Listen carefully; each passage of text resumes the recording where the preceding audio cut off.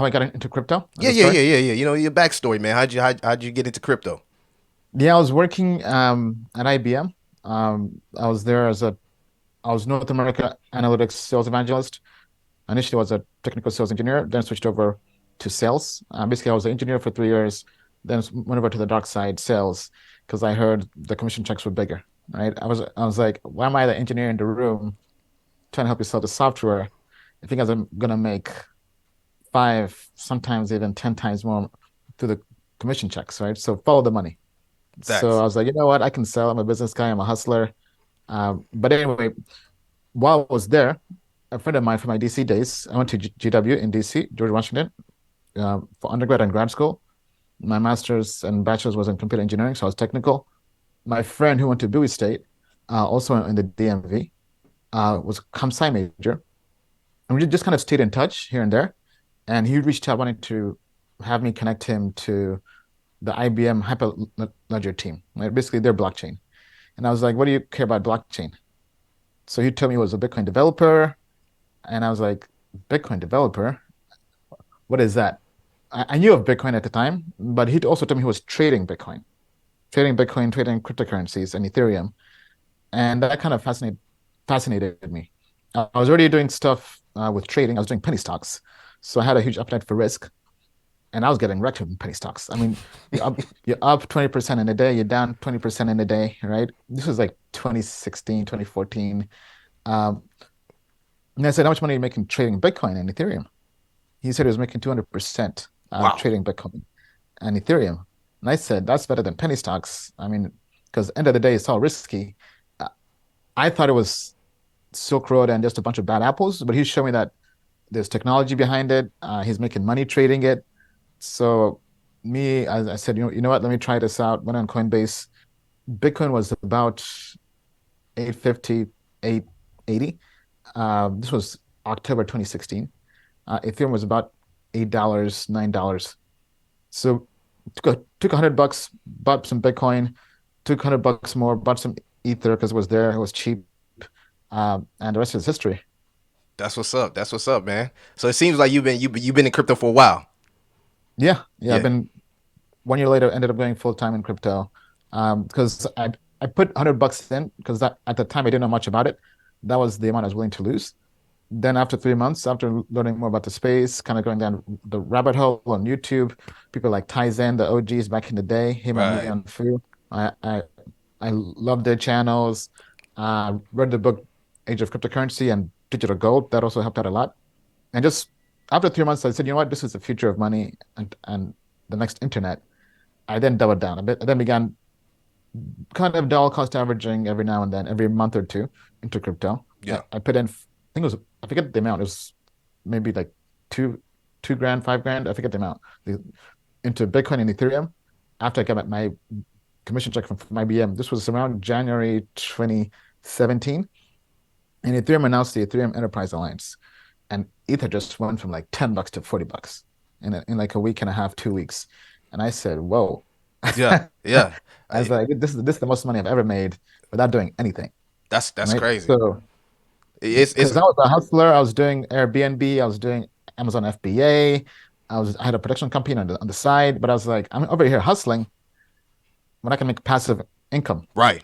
Right. So Right. yeah, crypto gives you a chance to like make your money work for itself. It's funny you said sales because I've been in sales all my life. I've sold solar. You know what I'm saying? I started from like going door to door, then I started selling solar, and now I'm working on building my own business. But Yeah. I gotta ask you this question.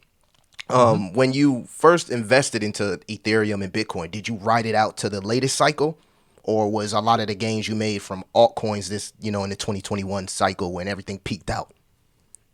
Yeah, when I got into the games, were mainly from Ethereum and altcoins. Okay. Uh, Even back then, I didn't really have much Bitcoin. Even today, I don't have much Bitcoin. Because to me, Bitcoin was, although it's great technology, I was like, I missed that boat. Yeah. Ethereum, because I got in at 8, $10, went to $100. Then last cycle went to 4K. Right? So I was basically kind of dollar cost averaging.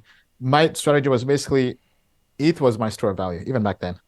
Okay. So I'll Okay. basically take uh, 5, 10% of my portfolio and I'll put that into ICOs, token sales. And Right. then once I take profits, I'll take profit back to Ethereum. and then Right. I'll just repeat. How do you go about finding the ICOs, man, the next up and coming ones? I mean, back then I was using sites like this was prior to like ICO or some of the sites. There were different ICO sites and calendars, Right. but eventually the alpha was finding those projects before they were on the public websites. Okay. It was basically getting involved on private sales, and I learned that whole kind of strategy or game from going to crypto conferences. My first crypto Ah, conference was Token Summit. That's where they had all these projects come there and pitch. They had this pitch competition. Civic pitched, Zero X Protocol pitched. Now, then after the conference, basically had a chance to meet the founders, ended up investing in Zero X via the public sale, then ended up investing in Civic in the private sale, right? And that was for meeting the founder, having his contact info, and then basically kind of getting together a syndicate of investors to invest in the private sale early. And from there, ended up investing in the private sale of Chainlink and other projects, because that's where the money was getting in before it was trading on exchanges or having a public sale. facts, And facts. nowadays, that's kind of tough. You can still do it, going to crypto conferences, or but you can still find value in products already on exchanges, right? Like Polygon last cycle did from all-time low to all-time high, almost 1,000x. Yeah. Now I only got a 100x off of that, but that was buying directly on exchanges. I bought it when it was about 1 cent. Right? It was hovering between 1 cent, 3 cents. It ended up going to 270 and Whew. more in Yeah. like a year and a half, basically in one cycle. Yeah. I noticed on your channel you mentioned finding Polygon and Solano and a lot of those cryptocurrencies earlier. For the people that's not able to get into like the ICOs or the IDOs, what is a strategy you use to actually find some of these new cryptocurrencies before they actually 100x? The good ones. Nowadays it's our own platform token metrics. Like even Yeah. today, I just hopped off this webinar we had for the premium customers, where we found a project that we think can do a 10x, potentially maybe a 100x. But it's a project that we just found on a platform. It had a very high trader grade or investor grade. Looked into it. It was a low cap.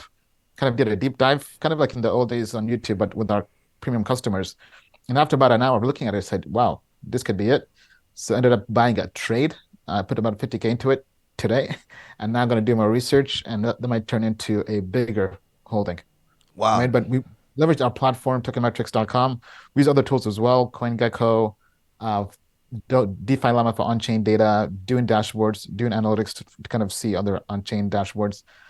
So different resources, Twitter, and we have a research team that goes through and looks at different products every single week, and then we find the best and we post that to our customers as a hidden gem section.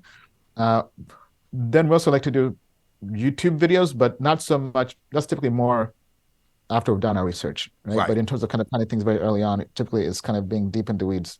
Yeah, I'm Hey, signed it's up. your favorite crypto enthusiast, Crypto Millie. If you like AMAs and interviews like this, consider joining the Patreon for exclusive access where you get these AMAs and interviews first. I'm looking to see you there. So truth be told, I never wanted to play that role.